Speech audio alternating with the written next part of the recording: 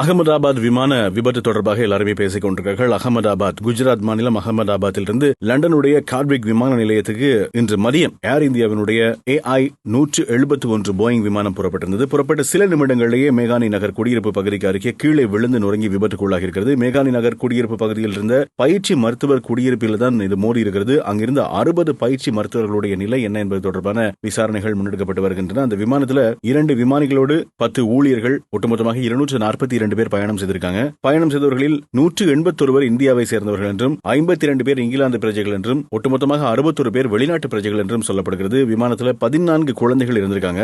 1:38க்கு புறப்பட்ட விமானம் 1:42க்குள்ளாகவே விபத்துக்குள்ளாகி இருக்கிறது. ஆக ஒரு மணி 4 நிமிடங்கள் பறந்த அந்த விமானம் மிக மோசமான விபத்தை சந்தித்திருக்கிறது. அந்த விமானம் வானத்திலிருந்து 321 கிலோமீட்டர் வேகத்தில் விழுந்து விபத்துக்குள்ளாகி இருப்பதாக செய்திகள் மூலமாக அறிய கிடைக்கிறது.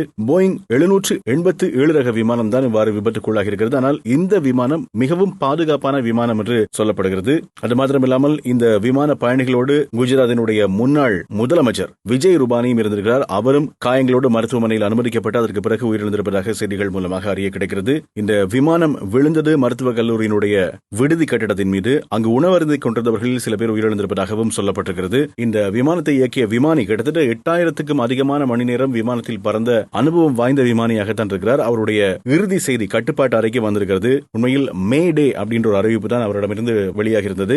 மே டே அப்படின்னு சொன்னா கையறு நிலையில் எங்களுடைய விமானம் இருக்கிறது, இது விபத்துக்குள்ளாக போகிறது என்பதை விமானி அறிந்து அதனை கட்டுப்பாட்டு அறைக்கு தெரியப்படுத்தியிருக்கிறார். மேடே மேடே மேடே என 3 தடவை அந்த விமானி கட்டுப்பாட்டு அறைக்கு தகவல் சொல்லியிருக்கிறார். ஆக இது ஒரு கையறு நிலை, நிச்சயமாக நாங்கள் விபத்தை சந்திக்க போகிறோம், யார் யார் உயிர் பிழைப்போம் என்று தெரியாது என்பதை விமானி தங்களுடைய கட்டுப்பாட்டு அறைக்கு தெரியப்படுத்தியிருக்கிறார். இது கையறு நிலை அப்படின்றதுனாலதான் மேடே என்ற அறிவிப்பு வெளியாக இருக்கிறது. அவசரம், உதவி தேவை, இன்னும் கொஞ்சம் கால அவகாசம் இருக்கிறது என விமானி யோசித்திருந்தால் அது பேன் பேன் பேன் என்ற அறிவிப்பாக வெளியாக இருக்கும். ஆனால் விமானிக்கு நன்றாகவே தெரிந்திருக்கிறது இந்த விமானம் விபத்துக்குள்ளாக போகிறது என்று.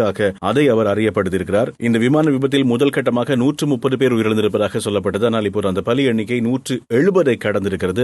பலி எண்ணிக்கை இன்னமும் அதிகரிக்கலாம். சமீப காலமாகவே இந்த விமான விபத்துகளுடைய எண்ணிக்கை கொஞ்சம் அதிகமாக இருப்பதாக தெரிகிறது. அங்கொன்றும் இங்கொன்றுமாக விமான விபத்துகள் எங்களுக்கு தெரியும். தென்கொரியா விமானம் விபத்துக்குள்ளாகி அங்கும் 200க்கும் மேற்பட்ட பயணிகள் உயிரிழந்திருந்தார்கள். இப்போது இன்னும் ஒரு விமான விபத்து, அதுவும் இந்தியாவில் இடம்பெற்றிருக்கிறது என்பது மிகப்பெரிய பரபரப்பை ஏற்படுத்தியிருக்கிறது. இந்த விமான விபத்துக்கான காரணம் தெரியவில்லை. விமானத்தினுடைய பின்னிறக்கை பகுதியில் சேதம் எதுவும் இல்லை.